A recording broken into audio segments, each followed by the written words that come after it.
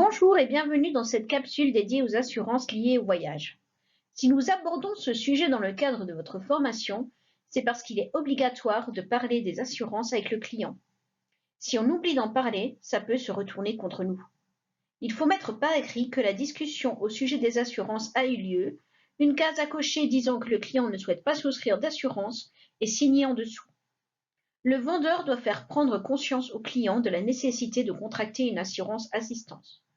Le client est libre de choisir ou de refuser. Voici quelques définitions.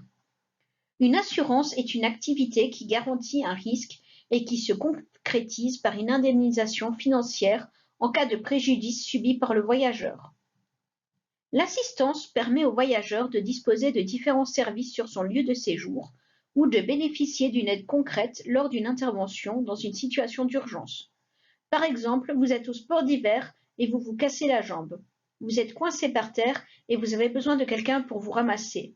L'assistance commence déjà à ce moment-là. La prime, c'est le montant que le client doit régler pour bénéficier des garanties du contrat de l'assurance ou de l'assistance. Le calcul de la prime peut être soit une somme forfaitaire qui varie en fonction de la destination, moyen ou long courrier, du nombre de personnes individuelles ou groupes, ou du produit acheté, forfait ou vol sec.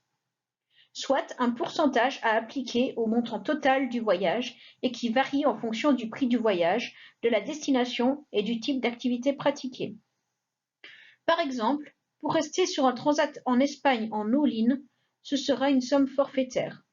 Par contre, pour faire du ski hors piste en Suisse, ce sera un pourcentage car le risque d'avoir une situation d'urgence est plus élevé. Les coûts des soins médicaux, de l'hélicoptère et du rapatriement sont aussi plus élevés. La franchise, c'est une somme qui reste à charge du client et qui ne sera pas remboursée par l'assurance lors du règlement du sinistre.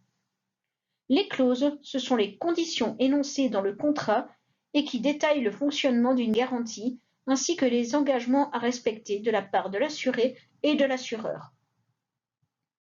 L'assurance annulation est souscrite le jour même de la réservation ou au plus tard avant le commencement du barème des pénalités, généralement 30 jours avant le départ. La garantie expire le jour du départ. La garantie varie en fonction du contrat. Les motifs courants sont les maladies, le décès, l'accident ou une raison justifiée indépendante de la volonté du client et imprévisible. Par exemple, le client perd son emploi ou trouve un travail. Pour en bénéficier, il faut prévenir l'agence de voyage de l'annulation dès que l'événement a lieu et adresser la déclaration auprès du service de l'assurance en respectant le délai indiqué sur le contrat. L'assurance bagages est souscrite le jour même de la réservation et avant le départ.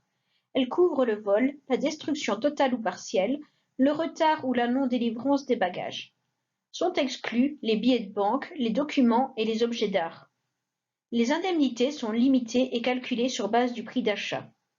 En cas de vol, perte ou destruction de bagages, il faut déposer une plainte auprès du transporteur ou de l'autorité compétente. Ensuite, il faut adresser une déclaration avec le récépissé, l'accusé de la plainte ou le constat de détérioration au service de l'assurance selon le délai fixé par l'assurance. L'assurance responsabilité civile du voyageur est souscrite avant le départ dans le pays de séjour. Elle prend effet le jour du départ prévu.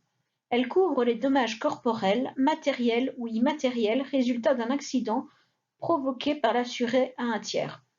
Il faut déclarer dans les 5 jours, dès la connaissance du sinistre, les causes, les circonstances, la nature de la réclamation et les références de la personne en cause. Pour bénéficier de l'interruption de séjour, il faut y souscrire avant le départ dans le pays de séjour. Cela concerne le rapatriement médical ou un retour anticipé pendant le séjour sur place. Il faut adresser dans les 5 jours ouvrables la déclaration de sinistre interruption de voyage à l'assurance. Ensuite, il faudra constituer un dossier avec les pièces justificatives. Enfin, pour bénéficier de l'assistance rapatriement, il faut y souscrire avant le départ dans le pays de séjour. Ça permet d'indemniser l'assuré en cas de sinistre au niveau de l'assistance médicale, des frais médicaux, le transport du corps et des frais de recherche et de secours.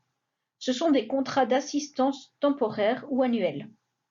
Dans un dépliant du carnet de voyage, il y a le numéro d'urgence à contacter. Ensuite, on obtient un numéro de dossier servant de justificatif pour la prise en charge. Les acteurs de l'assurance et de l'assistance liés au voyage sont les compagnies d'assurance, les courtiers en assurance et les cartes bancaires. La vente de l'assurance et de l'assistance dépend du produit de base. Soit l'assurance annulation de base est incluse, soit l'assurance annulation et assistance est en option. Le client a le choix entre des formules à la carte ou sur mesure, ou alors à la formule multirisque. Le vendeur peut accéder à l'offre des assureurs et contractualiser via le GDS, donc Amadeus, BTN, etc., par les sites B2B, donc les sites professionnels, ou alors à l'aide de la brochure du voyagiste. La perspective de contracter le coronavirus a refroidi bon nombre de voyageurs. On annonce de nouvelles contaminations chaque jour. Pas de problème, c'est ce à quoi sert une assurance annulation, me direz-vous. Mais est-ce bien vrai? Le coronavirus est considéré comme une épidémie par votre pays de destination. La majorité des assureurs ne couvrent toutefois pas les frais d'annulation en cas d'épidémie. Les assureurs prêts à rembourser les montants engagés exigent quant à eux la preuve que vous avez effectué votre réservation avant le signalement des cas de contamination. Par exemple, si vous réservez un voyage à Tenerife ou à Wuhan dans les conditions actuelles, votre assureur n'interviendra pas dans votre annulation en raison du coronavirus. En effet, vous aviez connaissance du risque avant de conclure votre police d'assurance. Nous voici déjà arrivés à la fin de cette leçon. N'hésitez pas à me poser vos questions si vous en avez. Je vous donne rendez-vous tout à l'heure pour la session live. Passez une excellente journée.